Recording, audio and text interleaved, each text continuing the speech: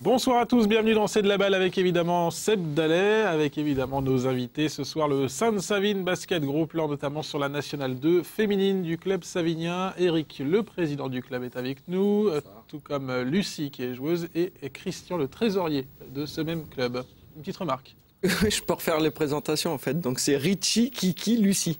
Voilà, c'est leur surnom. Sainte-Savine Basket, c'est Sainte-Savine Basket. Hein. Bon, on verra notamment Seb à l'œuvre, on pourrait vous venger dans la séquence de Seb, ça sera tout à l'heure. On approche de la fin de saison, Eric, il reste 2 matchs, il ne reste plus que 2 matchs. Comment ça se passe cette saison du côté de Sainte-Savine Basket? On restera comme sur un sentiment d'inachevé. On espérait accrocher, on avait l'effectif pour accrocher les playoffs. Malheureusement, faute à la blessure de notre étrangère, à une indisponibilité d'une des joueuses sur 1 ou 2 matchs, ça nous a porté beaucoup de préjudice parce que l'effectif dès le début de saison était très limité quantitativement. Donc on a connu un mois de janvier très difficile, défaite contre Sannois, défaite contre Ronchin, une grosse erreur de parcours contre la SIG au mois de mars, et l'objectif des playoffs a disparu. Lucille, il y avait moyen de faire mieux, comme dit le président, c'est ça, le même état d'esprit chez les joueuses? Bah oui, on a commencé la saison, l'objectif c'était les playoffs. C'était écrit sur le papier. C'était pour ça. Non respecté, c'est marqué. Oui, après c'est vrai que l'effectif a pesé beaucoup dans la balance. Comme il l'a dit. Blessure de Chabadova, c'est ça Ouais, Monica qui s'est blessée et Laurence qui. Pour raison professionnelle, n'était pas là tous les week-ends et encore, elle a quand même fait beaucoup d'efforts pour être là. Le souci, c'était la semaine, elle ne s'entraînait pas avec nous, donc par la suite, c'est difficile. Vous aviez vraiment l'effectif au niveau de la qualité pour réussir, mais il manquait peut-être 1 ou 2 éléments pour la qualité, pour la quantité, alors du coup, non?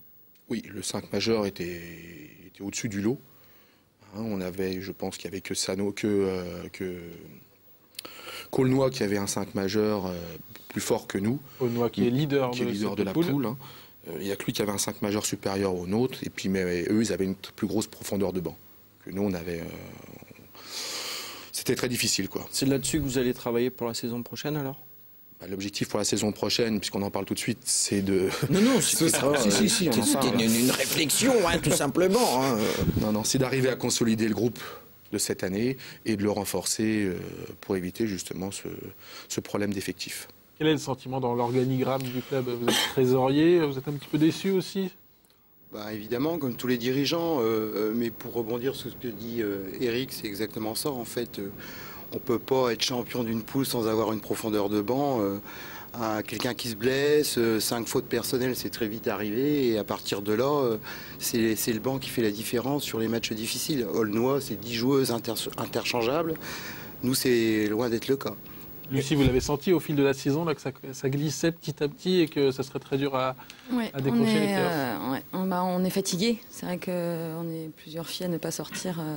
Elle dormait d'ailleurs juste avant de rentrer sur le plateau, complètement fatiguée. Ouais, non, c'est vrai que 40 minutes, c'est long. Et c'est vrai qu'on ne gère pas, moi je parle d'un point de vue personnel, c'est vrai que on ne gère pas un match pareil. Si on sait qu'il y a quelqu'un derrière pour nous suppléer quelques minutes au moins, on se donne à fond quand on est sur le terrain. Je ne dis pas que je ne me donne pas à fond, loin de là. Mais c'est vrai qu'on essaye de gérer son effort pour pouvoir tenir jusqu'à la dernière seconde. Ce sera ça, donc les moyens vont être donnés lors du mercato pour essayer d'avoir une meilleure profondeur de banc, c'est ça? C'est l'objectif. Je vois Kiki fait des gros yeux comme ça, quand même, trésorier. Est-ce que financièrement, justement, la non-montée du club, les non-playoffs, ça coûte quelque chose Non, pas spécialement, parce que on a beaucoup de partenaires publics qui nous soutiennent, notre commune, le Grand 3, le Conseil Général, qui soutiennent notre équipe parce qu'on est en National 2 et qui continuera à la soutenir l'année prochaine.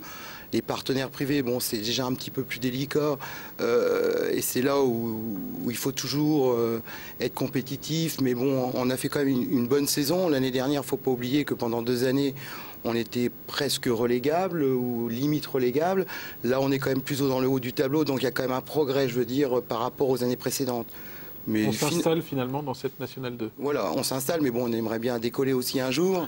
Mais financièrement, on est quand même assez soutenu et de ce côté-là, on n'a pas tellement trop à se plaindre. C'est l'apport de nouveaux partenaires privés qui pourraient justement vous permettre d'enrichir le collectif. D'ailleurs, il y a une belle voiture, hein.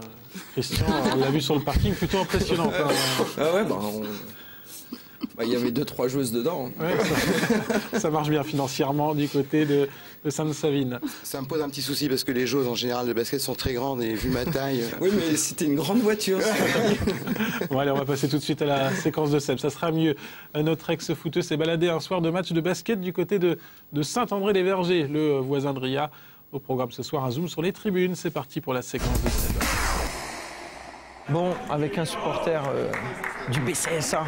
Patrice, t'es un supporter du BCSA? Bah à fond, oui. T'es là à tous les matchs? Tous les matchs. Ah, depuis combien de temps? Depuis 4-5 ans, je dirais. Depuis que mes gamins sont au club. D'accord. Ah oui, tes enfants, ils jouent aussi. Ouais, les deux, ouais. Il y a un peu d'ambiance ou pas? Il n'y a pas un petit groupe de supporters avec des tam-tams, des trucs, non? Ah, ici, c'est assez difficile. Par contre, toi, t'es venu avec ton... Ouais, avec mon petit klaxon, aucune idée. Une petite démonstration? Offert par Polonais, Vas-y, ouais, bien sûr. Voilà. En plus, on a marqué. Voilà, j'ai loupé. Eh bah oui, mais ça porte bonheur, regarde. Remets un coup de klaxon, tu vois, on va remarquer.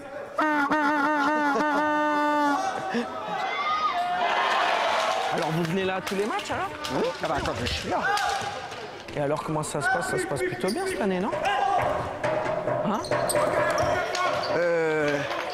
Ça se passe plutôt bien cette année, non? Qui les stacks? Non, c'est ça. Non, le basket, là, ça Oui, oui, oui. Bah là, oui, c'est bon, là. Vous encouragez un peu? Oui. Vous êtes stressé, là? Ah oui? Hein? Ah oui, oui, oui, bah j'encourage. Bah oui. Je crie même des fois. Vous criez? Ah oui, oui. Parce que là, je vous ai pas entendu crier. Attends. Ça va venir. Oh, bien joué. Mais c'est pas bon. C'est bien joué. Vous avez vu le panier à 3 points qu'ils ont mis là-bas? Ils sont plus petits, hein, mais ils sont adroits. Hein? En taille, ils sont tous plus petits quand même, mais ils sont adroits. Non, non, on a l'impression qu'ils sont petits quand on est en gradin. Mais quand vous êtes à côté d'eux, c'est pas la même. Vous êtes un supporter du BCSA?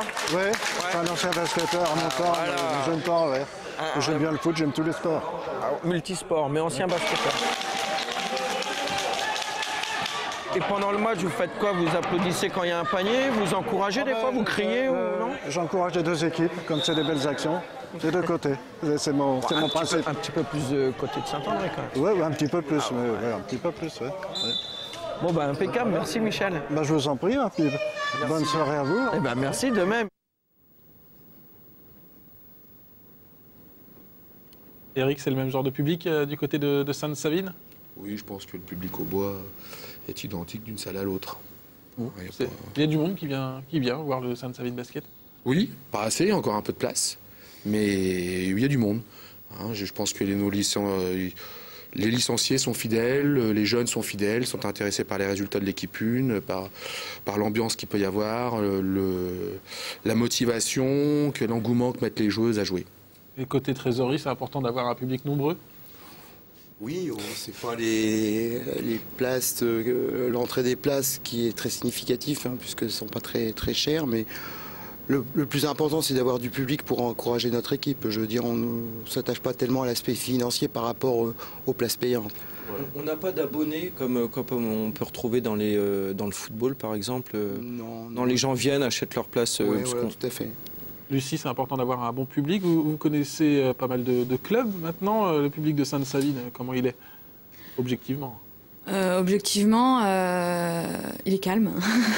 Après, ça dépend des matchs. Il y a eu des matchs vraiment où... chapeau. Il nous a fait... on sent que une fois que c'est serré, c'est là qu'ils sont là, en fait.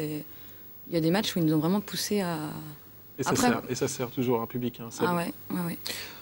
Dans tous les sports, de toute façon, c'est toujours pareil. On en parlait à l'émission tout à l'heure pour le football. Quand on a un public qui pousse son équipe, quand on est joueur ou joueuse, voilà, on le sent et c'est ce qui permet de donner des petites ailes et puis pourquoi pas réussir un 3 points dans le money time. Je suis un vrai basketteur.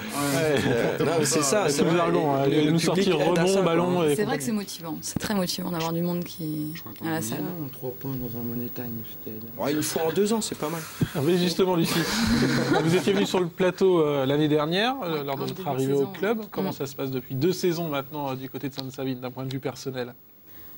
Je suis restée cette année, donc c'est que l'année dernière, ça m'a plu. Donc après, moi, baskettement parlant, comme le président et Kiki, c'est vrai que je suis déçue aussi de la tournure qu'a pris la saison en termes de résultats.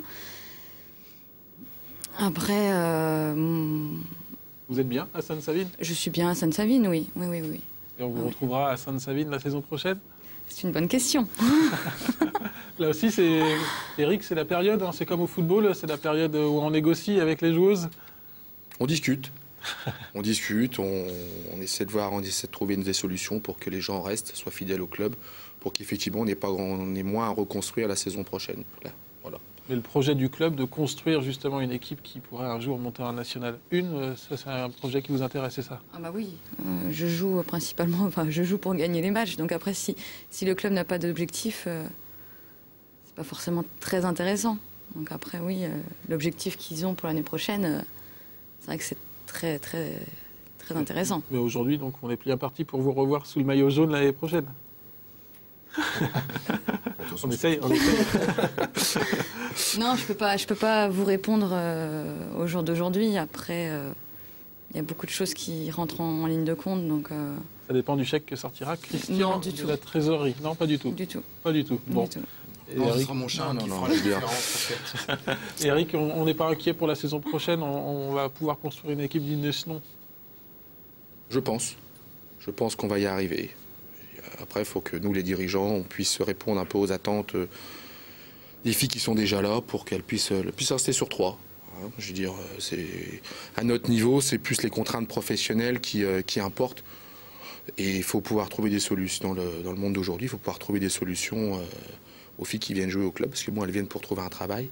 Et il faut être capable de leur trouver. Bon, est-ce que c'est dès maintenant, oui, j'ai encore dernière question. Est-ce que c'est dès maintenant qu'on prépare déjà la saison prochaine, qu'on commence à recruter, à discuter avec d'autres filles justement? Ça a déjà commencé. Oui. Ça a déjà commencé. Une fois qu'on sait sportivement déjà quel sera où on évoluera la saison prochaine, on sait déjà ce qu'on peut proposer aux gens et ce dont on va parler. Et tout au long de l'année, on peut voir contre les équipes contre lesquelles on peut jouer, quelle joueuse peut éventuellement vous intéresser. Vous avez un fichier, comment ça se passe? Des scouts. On observe, on filme tous les matchs qui sont à domicile, donc